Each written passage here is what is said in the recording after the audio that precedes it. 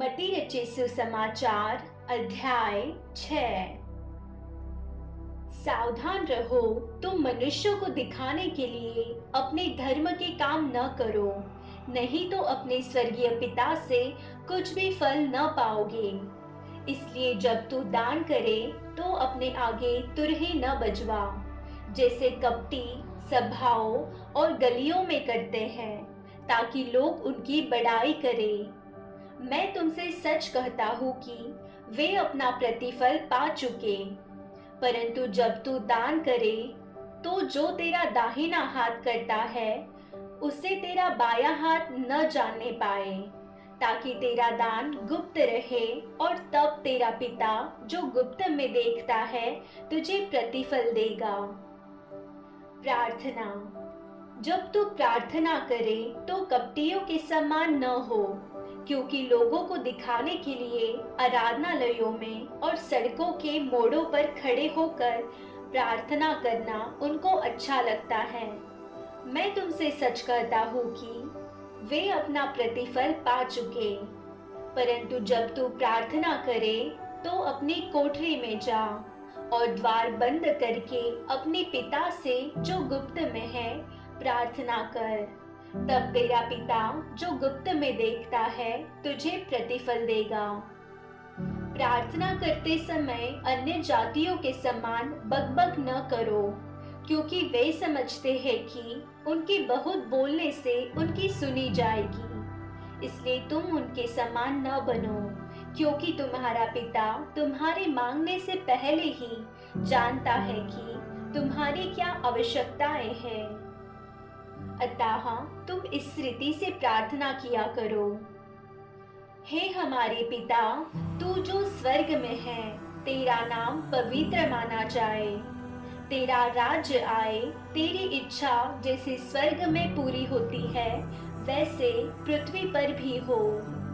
हमारी दिन भर की रोटी आज हमें दे, और जिस प्रकार हमने अपने अपराधियों को क्षमा किया है वैसे ही तू भी हमारे अपराधों को क्षमा कर, और हमें परीक्षा में न ला, परंतु बुराई से बचा।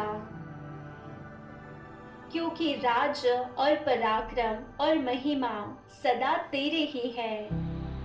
आमीन। इसलिए यदि तुम मनुष्य के अपराध क्षमा करोगे तो तुम्हारा स्वर्गीय पिता भी तुम्हें क्षमा करेगा, और यदि तुम मनुष्यों के अपराध क्षमा न करोगे तो तुम्हारा पिता भी तुम्हारे अपराध क्षमा न करेगा।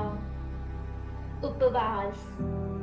जब तुम उपवास करो तो कपटियों के समान तुम्हारे मुंह पर उदासी न छाई रहे, क्योंकि वे अपना मुंह बनाए रहते हैं ताकि लोग उन्हें उपवासी जाने। मैं तुमसे सच कहता हूँ कि वे अपना प्रतिफल पा चुके। परंतु जब तू उपवास करे तो अपने सिर पर तेल मल, मुंह धो, ताकि लोग नहीं परंतु तेरा पिता जो गुप्त में है तुझे उपवासी जाने। इस दशा में तेरा पिता जो गुप्त में देखता है तुझे प्रतिफल देगा। स्वर्गीय धन।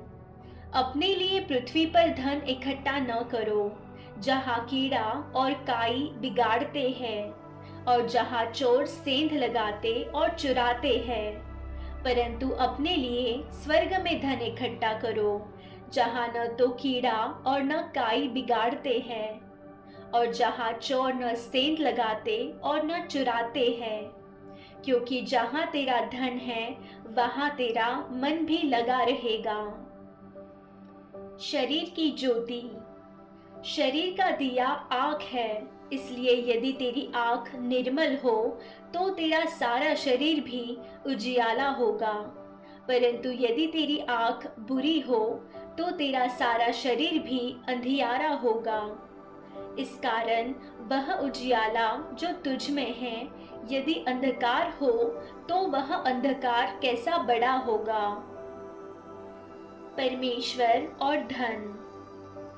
कोई मनुष्य दो स्वामियों की सेवा नहीं कर सकता, क्योंकि वह एक से बैर और दूसरे से प्रेम रखेगा, या एक से मिला रहेगा और दूसरे को तुच्छ जानेगा। तुम परमेश्वर और धन दोनों की सेवा नहीं कर सकते। इसलिए मैं तुमसे कहता हूँ कि अपने प्राण के लिए यह चिंता न करना कि हम क्या खाएंगे और क्या पिएंगे, और न अपने शरीर के लिए क्या पहनेंगे। क्या प्राण भोजन से और शरीर वस्त्र से बढ़कर नहीं? आकाश के पक्षियों को देखो, वे न बोते हैं, न काटते हैं और न खत्तों में बटोरते हैं, फिर भी तुम्हारा स्वर्गीय पिता उनको खिलाता है। क्या तुम उनसे अधिक मूल्य नहीं रखते? तुम में कौन है जो चिंता करके अपनी आयु में एक घड़ी भी बढ़ा सकता है? और वस्त्र के लिए क्यों चिंता करते हो? जंगली सोसनों पर ध्यान करो कि वे कैसे बढ़ते हैं। वे न तो परिश्रम करते न काटते हैं। तो भी मैं तुमसे कहता हूँ कि सुलेमान भी अपने सारे वैभव में उनमें से किसी के समान वस्त्र पहने हुए न था। इसलिए जब परमेश्वर मैदान की घास को, जो आज है और कल भाड़ में झोंकी जाएगी, ऐसा वस्त्र पहनाता है, तो हे अल्पविश्वासियों, तुमको वह इनसे बढ़कर क्यों न पहनाएगा। इसलिए तुम चिंता करके यह न कहना कि हम क्या खाएंगे या क्या पिएंगे या क्या पहनेंगे, क्योंकि अन्य जातियां इन सब वस्तुओं की खोज में रहते हैं, पर तुम्हारा स्वर्गीय पिता जानता है कि तुम्हें इन सब वस्तुओं की आवश्यकता है। इसलिए पहले तुम परमेश्वर के राज्य और उसके धर्म की खोज करो, तो ये सब वस्तुएं तुम्हें मिल जाएंगी। अतः कल की चिंता न करो, क्योंकि कल का दिन अपनी चिंता आप कर लेगा। आज के लिए आज ही का दुख बहुत है। आमीन।